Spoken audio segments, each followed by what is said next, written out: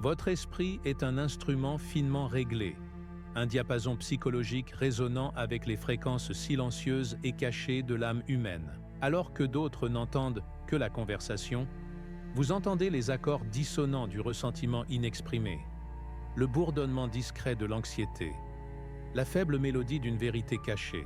Ce n'est pas un super pouvoir, c'est ce que le grand psychologue Carl Jung appelait sa découverte la plus dangereuse. Pour lui, cette capacité à percevoir les mondes intérieurs des autres n'était pas un don à célébrer, mais une condition qui menait souvent ses porteurs au bord de la destruction. Cette profonde perspicacité n'a pas émergé de la théorie, mais des expériences brutes et douloureuses de personnes qui venaient le voir perdu et dépassé. Jung réalisa qu'il regardait des individus qui n'étaient pas malades mentaux, mais qui étaient plutôt accablés par une clarté de vision à laquelle le monde n'était pas prêt. Il a vu que cette rare capacité vous brise par l'isolement et l'épuisement, ou vous force à entreprendre un voyage profond et transformateur vers quelque chose d'extraordinaire. Voici l'histoire de cette découverte. Une feuille de route pour ceux qui voient trop, expliquant pourquoi cette capacité ressemble si souvent à une malédiction, et révélant le puissant processus de Jung pour transformer cette sensibilité dangereuse en une profonde source de sagesse et de but. Le voyage dans ce territoire dangereux a commencé pour Jung non pas dans une salle de conférence, mais dans son cabinet privé, avec une patiente qui est entrée dans son bureau en 1913. C'était une période critique pour Jung lui-même, une période de crise personnelle intense, après sa rupture douloureuse avec son mentor, Sigmund Freud. La femme qui est venue le voir était une personne très introvertie, profondément intuitive, le genre d'individu que Jung décrirait plus tard comme le plus rare des types de personnalités. Elle possédait ce qu'il a documenté dans ses notes privées comme une forme de perception intuitive brute et non filtrée. Ce n'était pas un vague sentiment, c'était une lentille d'une clarté dévastatrice sur la psyché humaine. Elle pouvait entrer dans n'importe quelle pièce et sentir instantanément le climat psychologique. Elle savait qui cachait la douleur derrière un sourire poli, qui nourrissait une colère secrète et qui disait un mensonge subtil mais important.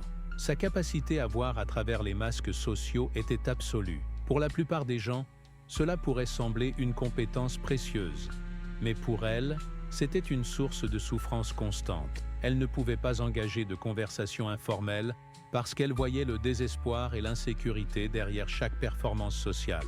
Les amitiés étaient presque impossibles à maintenir. Les gens se sentaient mis à nu en sa présence, profondément mal à l'aise, sans savoir précisément pourquoi. Détenir un emploi était une lutte perpétuelle parce que son être même perturbait les accords tacites et inconscients qui permettent à des groupes de personnes de fonctionner ensemble.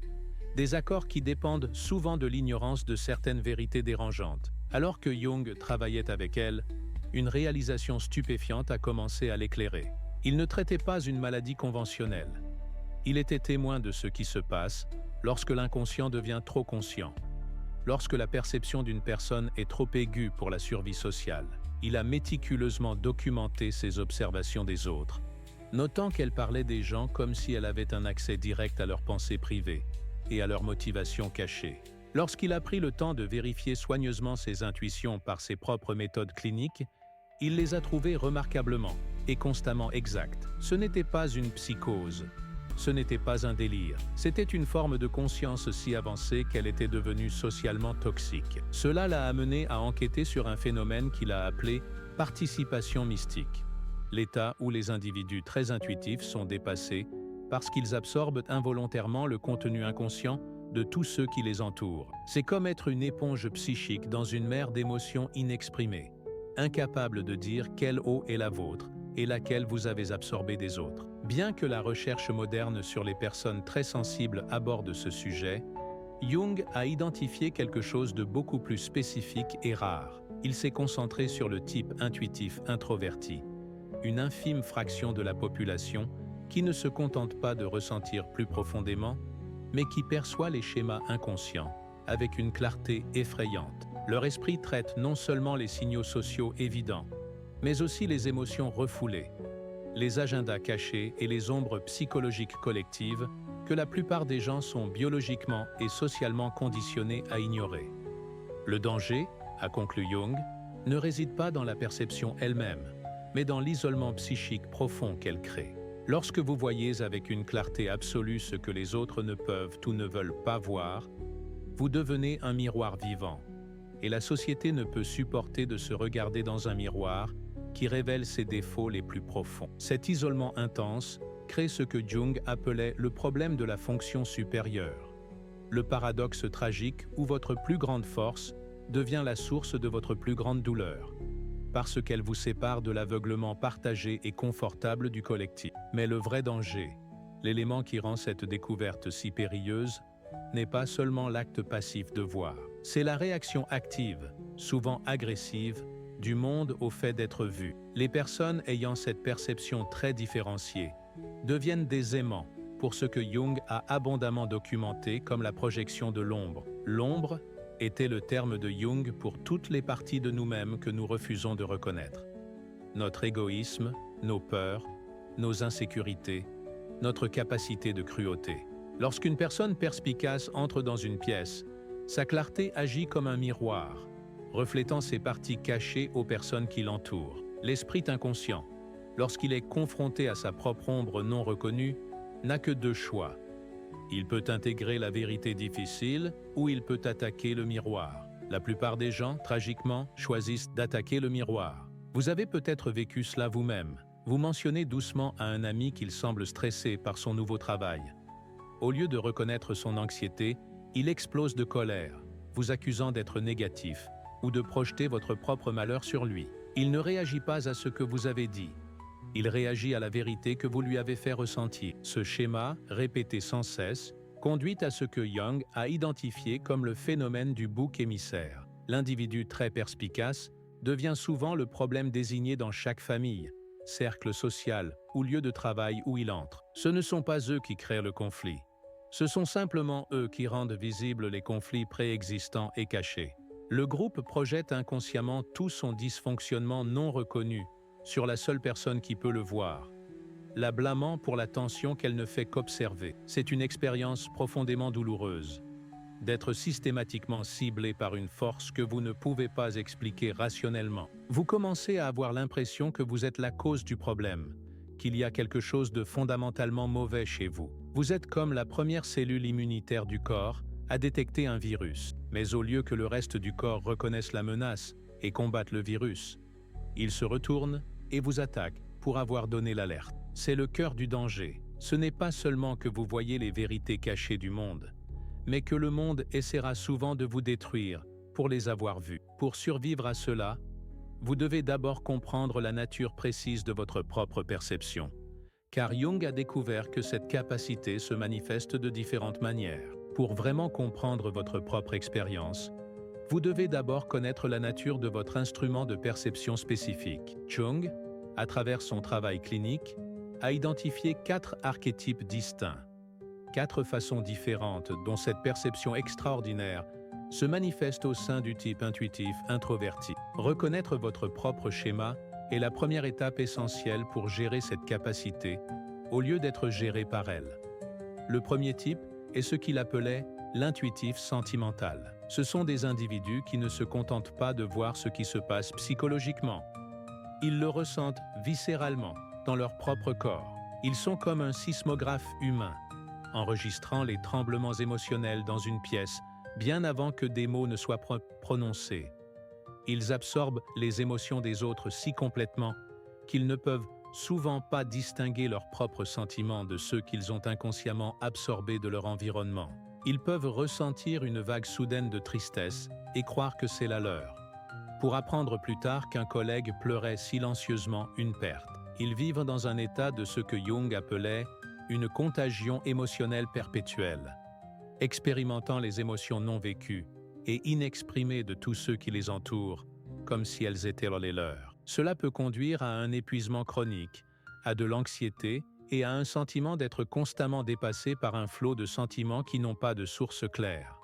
Le deuxième type est l'intuitif pensant. La perception de cet individu est moins axée sur le sentiment et plus sur la reconnaissance des schémas. Ce sont les stratèges, ceux qui peuvent voir le point final logique des schémas de comportement et des processus inconscients, avec une précision presque prophétique. Ils peuvent prévoir les échecs relationnels, les catastrophes de carrière et les dépressions personnelles des mois, voire des années avant qu'elles ne se produisent. Cela ne repose pas sur une simple analyse logique des faits connus. C'est une reconnaissance inconsciente des schémas profonds en jeu, comme un grand maître qui voit l'issue d'une partie d'échecs, 10 coups à l'avance. Ils peuvent avertir un ami qu'un nouveau partenaire commercial n'est pas digne de confiance, non pas sur la base de preuves, mais sur une connaissance profonde et intuitive du schéma de tromperie qu'ils ressentent. Lorsque leurs prédictions se réalisent, ils sont souvent accueillis non pas avec gratitude, mais avec suspicion ou crainte, car les gens sont mal à l'aise avec quelqu'un qui semble savoir ce qui va se passer avant que cela ne se produise. Le troisième type que Jung a documenté est l'intuitif sensoriel. Ce sont les médecins de l'âme. Leur perception se manifeste à travers les sens physiques d'une manière accrue, presque étrange. Ils peuvent sentir les échos physiques des états psychologiques chez les autres. Ils peuvent détecter la tension corporelle subtile qui indique une profonde détresse émotionnelle, ou sentir une maladie chez quelqu'un avant que des symptômes physiques n'apparaissent. Ils peuvent ressentir la fatigue profonde d'une personne qui fait une performance énergique pour le monde. Jung a décrit ces individus comme des systèmes d'alerte précoce pour les maladies psychologiques et physiques dans leur environnement, servant de pont entre le monde invisible de la psyché et le monde tangible du corps. Leurs intuitions peuvent être incroyablement précieuses, mais aussi profondément troublantes pour les autres qui ne sont pas prêts à faire face aux conséquences physiques de leur état psychologique. Enfin, il y a le quatrième et le plus rare type, l'intuitif pur. C'est l'oracle. Cet individu combine l'intuition introvertie avec ce que Jung appelait une fonction auxiliaire indifférenciée, ce qui signifie qu'il a des difficultés à organiser, à catégoriser ou à exprimer ses perceptions de manière cohérente. Ils sont un canal brut et non filtré pour de vastes quantités d'informations inconscientes. Ils voient tout, mais le volume même des données submerge leur capacité à les traiter de manière constructive. Ils vivent dans un état de surcharge psychique perpétuelle, recevant des intuitions profondes sans la structure psychologique nécessaire pour les traduire en un langage compréhensible ou en une sagesse exploitable. Leurs déclarations peuvent sembler énigmatiques ou absurdes, comme un ancien oracle parlant en énigme, mais elles contiennent souvent une vérité profonde et brute qui ne devient claire qu'avec le recul. Pour chacun de ces 4 types, le défi est le même.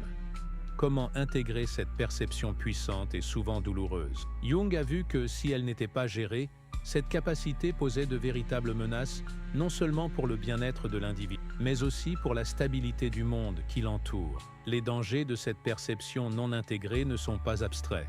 Ils sont concrets, graves et se manifestent de 3 manières distinctes. Le premier danger est ce que Jung appelait la perturbation de l'inconscient collectif. Chaque famille, organisation et société fonctionnent sur un ensemble d'illusions partagées et d'accords tacites sur ce qui sera et ne sera pas reconnu. Ces accords créent un sentiment de cohésion et de stabilité, même s'ils sont basés sur l'ignorance de vérités dérangeantes. L'individu très perspicace, simplement en existant de manière authentique, menace ces accords. Lorsqu'il voit à travers la façade polie d'un dîner de famille ou le faux optimisme d'une réunion d'entreprise, leur perception claire devient une force déstabilisatrice. Ils n'ont pas besoin de dire un mot.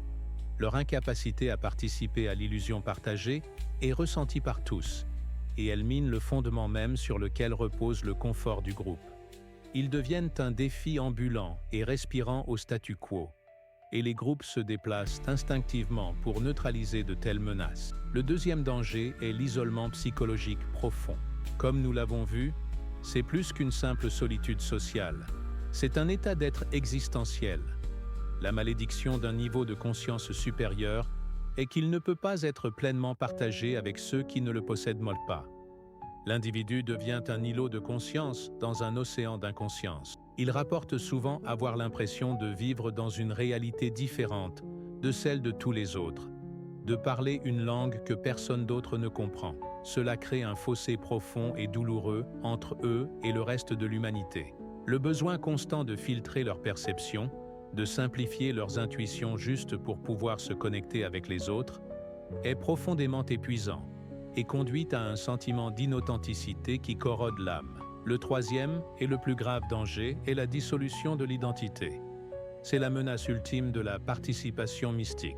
Lorsqu'un individu absorbe continuellement le contenu inconscient des autres sans limite psychologique forte, il commence à perdre le contact avec sa propre personnalité authentique. Ils sont tellement inondés de pensées, de sentiments et de matériel psychologique externe qu'ils ne peuvent plus distinguer leur propre monde intérieur de ce qu'ils absorbent de leur environnement. Leur identité commence à se dissoudre, et ils deviennent un vaisseau pour l'inconscient collectif, plutôt qu'un individu distinct et souverain. Jung a appelé cela l'anéantissement psychologique, la perte complète de soi au profit d'un état de possession collective. Ce n'est pas seulement l'exil social auquel ils sont confrontés, mais la désintégration de leur âme même. C'est pourquoi Jung considérait le travail d'intégration de cette perception supérieure non seulement comme thérapeutiquement important, mais aussi comme psychologiquement urgent. C'est une question de survie. Pour contrer ces immenses dangers, il a développé une approche systématique, un processus qu'il a appelé individuation, conçu non pas pour atténuer la perception, mais pour construire un contenant psychologique suffisamment solide pour la contenir. Ce chemin de la perception accablante à la sagesse intégrée n'est pas une solution rapide. C'est un voyage alchimique profond de transformation d'un poison potentiel en un médicament puissant. Jung a encadré ce voyage, le processus d'individuation, non pas comme une thérapie pour une maladie, mais comme un travail nécessaire et noble pour quiconque est accablé par ce niveau de vision. Il se déroule en 3 phases cruciales. La première phase est la reconnaissance et la différenciation. C'est l'étape fondamentale de l'apprentissage qui consiste à séparer son propre or du plomb que l'on absorbe des autres. L'individu perspicace doit d'abord apprendre à distinguer consciemment ses propres expériences intérieures authentiques du matériel psychologique qui a été inconsciemment absorbé de l'extérieur. La principale technique de Jung, à cet égard, était la pratique de la solitude intentionnelle. Il demandait à ses patients de passer du temps en complète solitude chaque jour, créant ainsi une sorte de cage de Faraday psychologique. Dans cet espace calme, le bruit psychique extérieur peut se calmer, permettant à leur propre voix intérieure authentique de se faire enfin entendre. C'est dans ce silence qu'ils peuvent commencer à poser la question essentielle. Ce sentiment est-il le mien ou appartient-il à quelqu'un d'autre? Sans cette discrimination fondamentale, aucun développement individuel n'est possible. La deuxième phase, et peut-être la plus difficile, est l'intégration de l'ombre. Jung a découvert un principe essentiel. Les personnes qui voient les ombres des autres avec une clarté douloureuse le font souvent parce qu'elles n'ont pas encore intégré les leurs. Plus vous niez votre propre capacité à la tromperie, à l'égoïsme ou à la cruauté, plus vous serez intensément perturbé en voyant ces qualités dans le monde qui vous entoure. L'intégration de l'ombre est le travail courageux qui consiste à regarder à l'intérieur et à reconnaître que vous contenez toutes les qualités humaines que vous observez chez les autres. Cela ne signifie pas que vous êtes une mauvaise personne. Cela signifie que vous êtes une personne complète. Cela vous oblige à accepter que vous aussi, vous avez le potentiel d'adopter les comportements mêmes que vous trouvez les plus bouleversants. Ce processus n'est pas une question de honte. Il s'agit d'intégrité. Ce n'est qu'en assumant votre propre ombre que vous pouvez regarder les ombres des autres sans jugement, sans réactivité ni besoin de les réparer. C'est ce travail intérieur qui transforme votre perception d'une source d'irritation en un outil de compréhension compatissante. La troisième et dernière phase est la participation consciente. C'est l'étape de la réengagement avec le monde, mais à partir d'une nouvelle position de force intégrée. Elle implique la capacité d'interagir avec le contenu psychologique des autres, sans être submergé ou perdre sa propre identité individuelle. Pour ce faire, Jung a enseigné le développement de contenants psychologiques. C'est la capacité de contenir temporairement le matériel inconscient d'une autre personne, sa douleur, sa peur, son ombre, tout en gardant constamment à l'esprit que ce n'est pas le vôtre. Vous devenez un port sûr où les autres peuvent se sentir vus. Mais vous n'êtes plus le bateau de sauvetage qui coule avec le navire qu'il essaie de sauver. Une personne individuée peut servir de pont entre le conscient et l'inconscient, aidant à rendre les choses cachées conscientes chez les autres sans sacrifier sa propre intégrité psychologique. Pour illustrer l'importance profonde de ce voyage, Jung se tournait souvent vers des personnages historiques, comparant ceux qui ont été détruits par leur perception à ceux qui l'ont transformé avec succès en sagesse. Les enjeux de ce travail alchimique deviennent parfaitement clairs lorsque nous voyons ces résultats se dérouler sur la scène de l'histoire. Jung a été profondément influencé par le philosophe Friedrich Nietzsche, voyant en lui un homme d'une perception extraordinaire qui pouvait percer les façades sociales, religieuses et philosophiques de son époque, avec une clarté dévastatrice. Cependant, Jung voyait également Nietzsche comme un cas tragique de perception non intégrée, un conte édifiant d'un processus alchimique raté.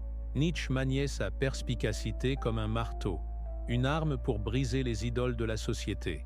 Mais il n'a jamais appris à intégrer ses puissantes intuitions de manière constructive dans une personnalité équilibrée. Il est resté identifié à sa fonction supérieure, se laissant consumer par son rôle de grand démolisseur d'illusions. Son feu brillant, non tempéré par l'intégration de l'ombre ou la participation consciente, a fini par le consumer, conduisant à son profond isolement et à son effondrement psychologique final. Nietzsche représente ce qui arrive lorsque le voyant est consumé par ce qu'il voit, plutôt que transformé par lui. Son parcours est un avertissement sévère du feu qui peut détruire s'il n'est pas correctement contenu. En revanche, Jung a longuement étudié le mystique médiéval Maître Eckhart, qu'il considérait comme un excellent exemple de perception supérieure, intégrée avec succès. Eckhart possédait ce que Jung appelait l'intuition mystique, une capacité à percevoir les réalités spirituelles et psychologiques qui étaient inaccessibles à la plupart des gens. Mais contrairement à Nietzsche, Eckhart a canalisé ses profondes intuitions dans un service compatissant.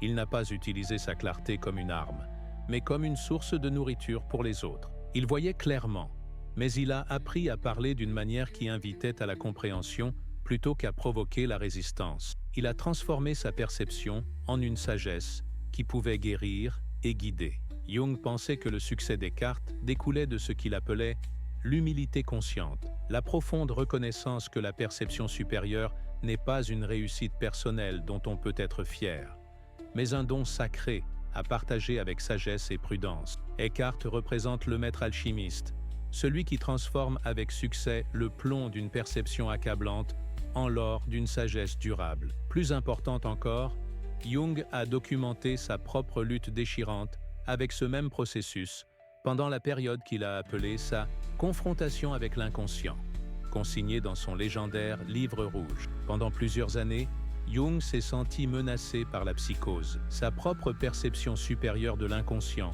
tant le sien que celui de ses patients, a failli le détruire. Il a été inondé de visions et de matériel psychique accablant. Sa percée s'est produite lorsqu'il a cessé de considérer ses expériences comme pathologiques et a commencé à les considérer comme évolutionnaires. Il s'est rendu compte que ces perceptions accablantes n'étaient pas un signe de folie, mais un signal que la conscience elle-même tentait d'évoluer au-delà de ses limitations collectives actuelles. Cette prise de conscience a transformé toute son approche, non seulement pour lui-même, mais aussi pour ses patients. Il a compris que ce voyage, ce travail alchimique, ne pouvait et ne devait pas être entrepris dans l'isolement. Ce voyage ne peut se faire seul. Jung a souligné que pour l'individu très perspicace, trouver ce qu'il appelait « les quelques-uns qui comprennent » n'est pas un luxe, mais une question de survie psychologique. Réaliser votre vraie nature nécessite d'être témoin par ceux qui sont capables de reconnaître votre authenticité sans crainte. Il a identifié 3 types essentiels de relations qui peuvent fournir ce soutien vital. La première est avec d'autres personnes individuées. Jung a écrit qu'une personne individuée en reconnaît une autre presque immédiatement. Il y a une qualité de présence, une authenticité qui ne peut être simulée. Ces connexions sont rares mais incroyablement puissantes. Lorsque vous trouvez une telle personne, vous vous reconnaissez comme membre de ce que Jung appelait la minorité consciente. Dans ces relations, vous pouvez enfin être complètement vous-même sans craindre de submerger ou de menacer l'autre personne. Elles offrent un espace d'acceptation radicale qui est essentiel pour l'ancrage. Le deuxième type de relation cruciale est avec ceux qui sont activement engagés dans leur propre processus d'individuation. Ce sont les chercheurs, les personnes engagées dans leur propre travail intérieur, que ce soit par la thérapie, la pratique spirituelle ou une profonde autoréflexion. Ils ne possèdent peut-être pas eux-mêmes une perception supérieure, mais ils comprennent sa valeur et respectent le voyage. Parce qu'ils ont commencé à connaître leurs propres profondeurs intérieures, ils peuvent supporter d'être connus par les autres. Ils ne réagiront pas de manière défensive lorsque vous partagerez une idée difficile, mais avec curiosité, la considérant comme une contribution précieuse à leur propre croissance. Ce sont des compagnons de voyage sur le chemin, même si leur propre voyage est différent du vôtre. Le troisième type est ce que Jung appelait le contenant naturel. Ce sont des individus qui, sans être nécessairement perspicaces ou engagés dans un voyage intérieur conscient, possèdent une maturité naturelle et une capacité à contenir le contenu psychologique sans être submergés par celui-ci. Ce sont souvent des personnes plus âgées, qui ont surmonté d'importants défis de la vie et qui ont développé une sagesse tranquille et ancrée. Ils ont une stabilité émotionnelle qui leur permet d'écouter des vérités inconfortables sans se briser. Ils peuvent faire de la place pour vos perceptions sans avoir besoin de les réparer ou de les nier. Pour trouver ces alliés essentiels, Jung a fourni des indicateurs spécifiques à rechercher. Il pose de véritables questions sur vos observations plutôt que de se défendre immédiatement contre elles. Ils peuvent reconnaître leurs propres contradictions sans honte. Ils font preuve d'une véritable curiosité pour le monde intérieur et maintiennent une stabilité émotionnelle lorsqu'ils sont confrontés à des réalités difficiles. Trouver ces personnes est la première étape. La prochaine étape consiste à apprendre à révéler soigneusement vos perceptions en utilisant un protocole progressif de partage de petites idées et d'observation de leurs réponses, en encadrant toujours vos perceptions comme des offres plutôt que des déclarations. Cette navigation externe est essentielle, car même lorsque vous trouvez des alliés, le chemin interne de la transformation est toujours rempli de ses propres dangers spécifiques. Même avec le soutien d'alliés de confiance, le chemin de l'intégration de la perception supérieure est périlleux, rempli de pièges courants qui peuvent faire dérailler l'ensemble du processus de transformation. Jung, dans son travail avec d'innombrables patients, a documenté les façons les plus courantes dont les individus se perdent dans ce voyage. Le premier et le plus séduisant est le piège de l'inflation. Cela se produit lorsqu'un individu s'identifie à sa fonction supérieure plutôt que de l'intégrer consciemment.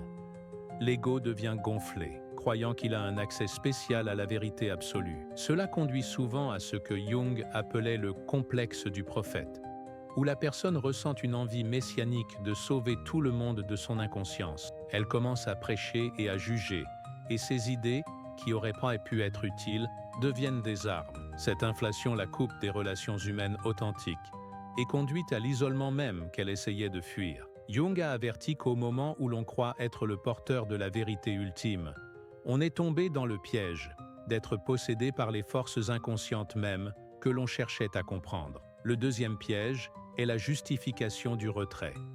C'est un piège subtil où les individus utilisent leur perception supérieure comme une raison de se retirer complètement de la société. Ils se convainquent que les autres sont trop inconscients, trop imparfaits ou tout simplement indignes d'être engagés. Ce n'est pas de la sagesse, c'est de la supériorité spirituelle qui se fait passer pour de la sagesse. Jung a clairement indiqué que la véritable individuation nécessite un engagement avec le monde, et non une fuite de celui-ci. L'ermite qui se retire de la vie n'a pas transcendé ces défis, mais a été vaincu par eux. La véritable intégration signifie apprendre à marcher dans le monde avec une vision claire, et non se cacher du monde à cause de ce que vous voyez. Le troisième piège est ce que Jung a observé comme le complexe de l'aidant.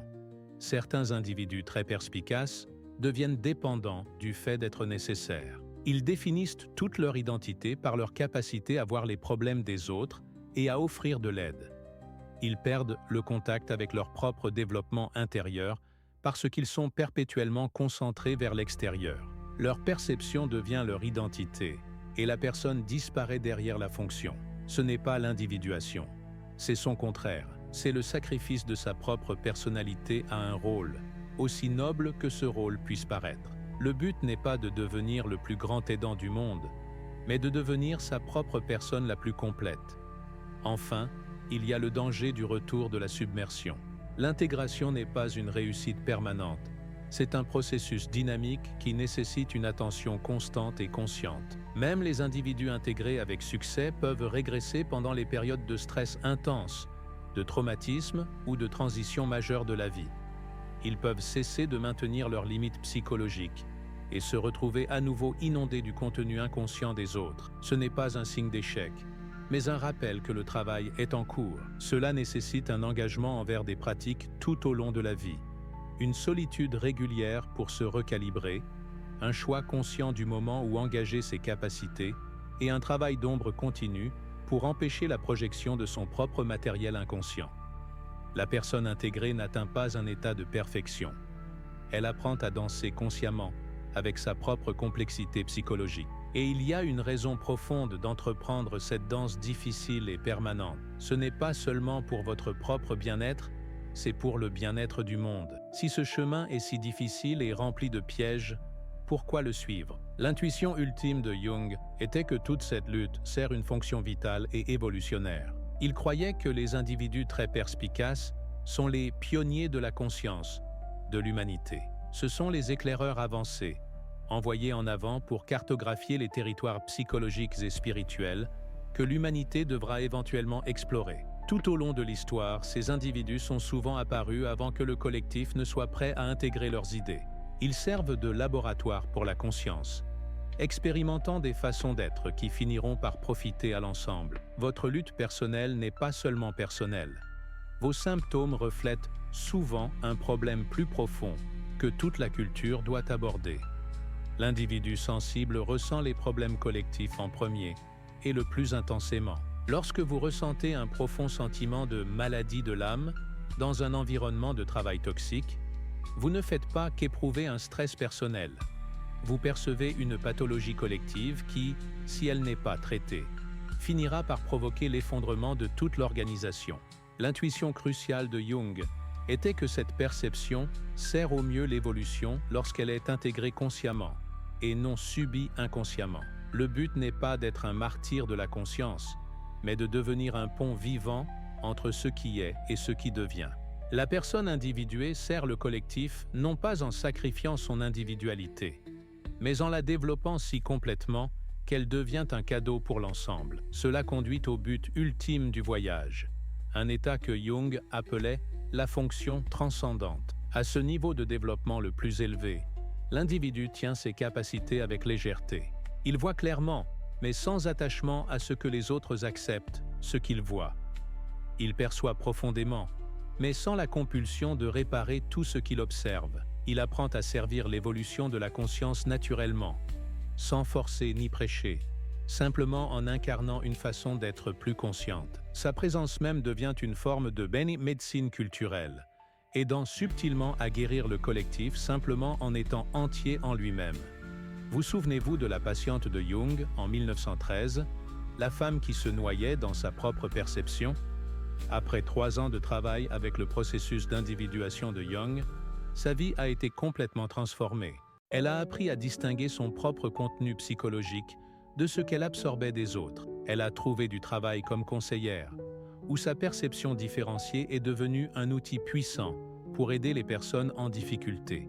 Elle a appris à établir des relations avec des personnes qui appréciaient ses idées plutôt que de les craindre. Plus importante encore, elle a cessé de considérer sa perception supérieure comme une malédiction et a commencé à la comprendre comme un don nécessitant un développement conscient. Jung a écrit qu'elle a appris non pas à moins voir, mais à voir plus sagement, non pas à percevoir moins profondément, mais à s'engager plus consciemment avec ce qu'elle percevait. Son don est resté, mais sa relation avec lui est devenue intégrée plutôt qu'accablante. Cette transformation représente le cœur de la découverte la plus dangereuse de Jung. Elle révèle que certains individus naissent avec une conscience qui dépasse la préparation du collectif. Cette perception avancée les détruira soit par l'isolement et le dépassement, soit elle les transformera en précisément ce dont l'humanité a besoin pour sa prochaine étape d'évolution psychologique. Si cette histoire vous semble être la vôtre, comprenez ceci.